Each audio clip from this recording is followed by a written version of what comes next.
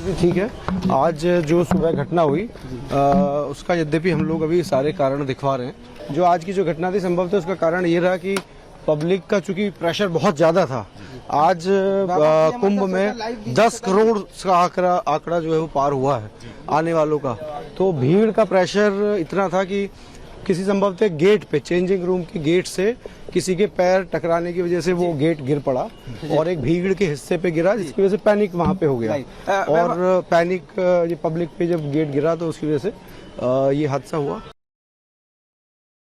हादसे की वजह आपको समझ में आ गई, हादसा कैसे हुआ ये भी समझ में आ गया और कहां हुआ ये भी हमने आपको बता दिया। चश्मदीद जो थे, जिन्होंने सब कुछ देखा है, जिनके साथ ये हुआ है, उनकी आप बीते अब आपको सुनाने जा रहे हैं। सुनिए। वहाँ पर नहाने की जब गए ना, सब अपने में अपने धक्का धुक्की करने निकलने के लिए चाहे जाने के लिए, उस टाइम वो बहुत भीड़ बढ़ गई थी। बहुत भीड़ रहल बहनी।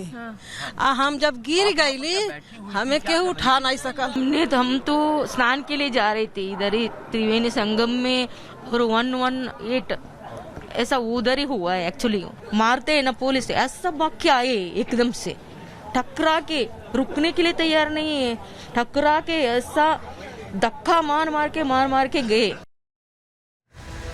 आपने सुना कैसे वो दौर, जो वो वक्त था उसमें लोगों को कुछ समझ नहीं आ रहा था। लोगों ने भी बहुत सारी गलतियां की, कोई पीपे पुल से कूदने लगा, कोई कहीं नीचे से निकलने लगा, कोई लोगों को रौंदते हुए चला गया, क्योंकि वो भगदड़ का दौर ही ऐसा होता है कि शायद कुछ समझ नहीं आता और वही होता दिखाई दिया। लेकिन हालातों पर नियंत्रण कैसे यहाँ पर पाया गया, क्योंकि अगर अभी आंकड़े नहीं आए हैं लेकिन कुछ लोगों की मौत हुई है, आंकड़े और भयावह हो सकते थे, तो उसको तुरंत कंट्रोल में कैसे किया गया अब ये समझिए आप। क्योंकि बताया जा रहा है कि 70 से ज्यादा एम्बुलेंसेज तुरंत संगम घाट पहुंची, क्योंकि वहीं पर यह हादसा हुआ, घायलों को अस्पताल पहुंचाया गया। इसके अलावा संगम घाट पर एनएसजी कमांडर्स की तैनाती तुरंत की गई, उन्होंने मोर्चा संभाल लिया। 60,000 से ज्यादा जवानों को यहां पर अलर्ट मोड पर रखा गया, क्योंकि स्थिति को नियंत्रण में करना था, तुरंत हालात काबू में करने थे। संगम नोज में लोगों की एंट्री बंद कर दी गई, क्योंकि ये सब कुछ जो हो रहा था वो संगम नोज जाने के लिए ही हो रहा था।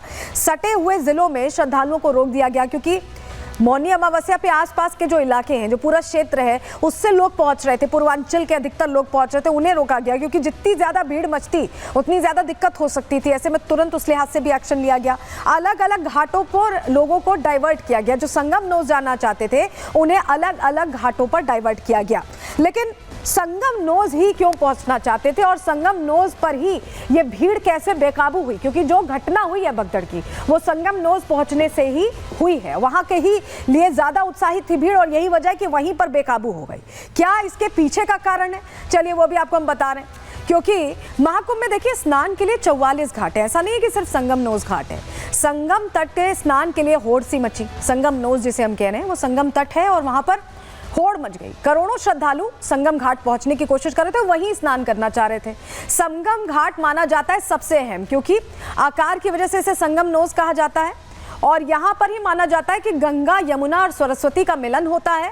और ऐसे में सबसे ज्यादा जो श्रद्धालु पहुंच रहे थे उनकी इच्छा यही थी कि यहीं पर वो स्नान ध्यान करें और यही वजह है कि संगम नोज की जो एंट्री थी वो बिल्कुल जो बैरिकेडिंग की एंट्री थी उसको तोड़कर श्रद्धालु बेकाबू हो गए। अति उत्साह में भीड़ इतनी बेकाबू हो गई कि लोगों को कुचलते हुए आगे बढ़ गई। पुलिस प्रशासन ने रोकने की कोशिश की, लेकिन इतनी बेकाबू भीड़ को रोकना भी मुश्किल हो रहा था। तस्वीर देखिए, ये आप देख रहे हैं बैरिकेड्स लगे हुए हैं और ये बैरिकेड सीधे थे, ये बैरिकेड खुल जाता है, लोगों के दबाव में खुलता है। आपको हम तस्वीर इसलिए दिखा रहे हैं क्योंकि आप अंदाजा लगाएं कि इतने लोग हैं और ये बैरिकेड जो पुलिस प्रशासन ने किया हुआ था, देखिए कैसे डिवर्ट हो रहा है बैरिकेड, आप देख रहे हैं तस्वीर में, और उसको तोड़कर लोग निकलने की कोशिश करें। एक बैरिकेड हटता है तो लोग धड़ाधड़ निकलने लग जाते हैं और यही वजह है।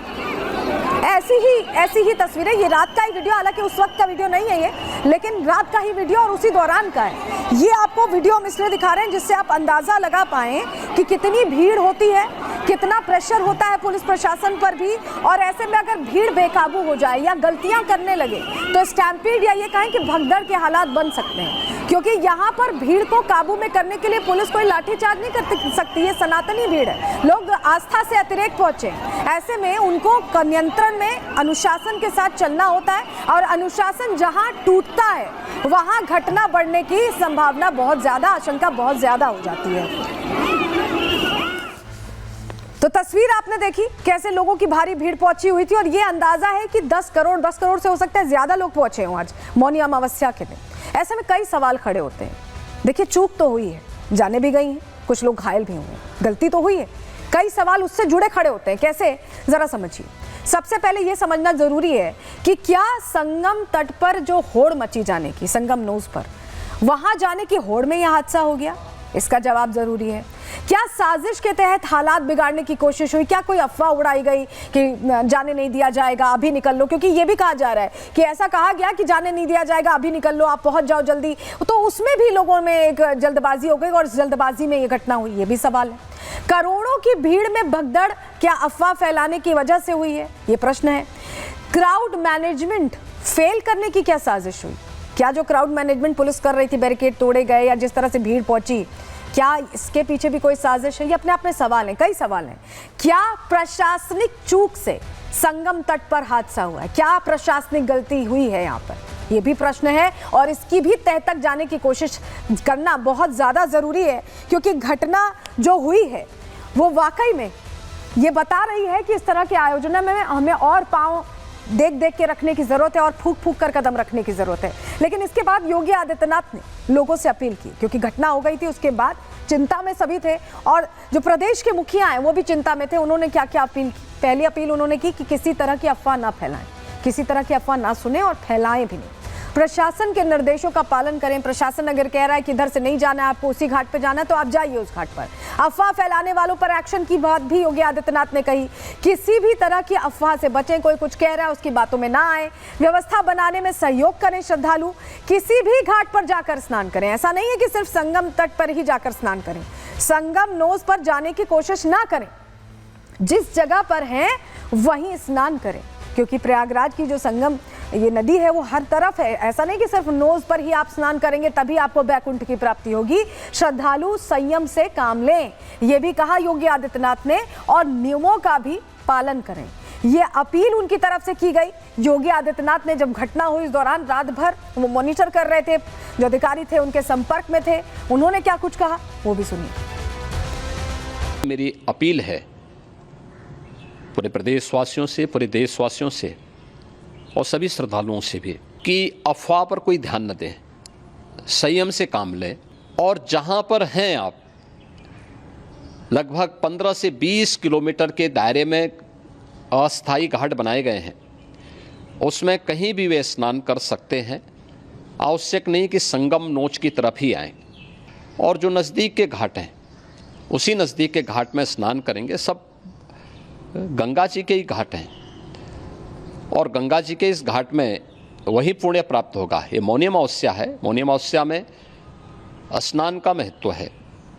संगम में स्नान का दबाव बहुत ज़्यादा है, इसलिए सभी लोग अगर वहाँ पे इसमें अपना सहयोग करेंगे तो सकुशल हम सभी श्रद्धालु जनों को वहाँ पर स्नान करने में सफल होंगे।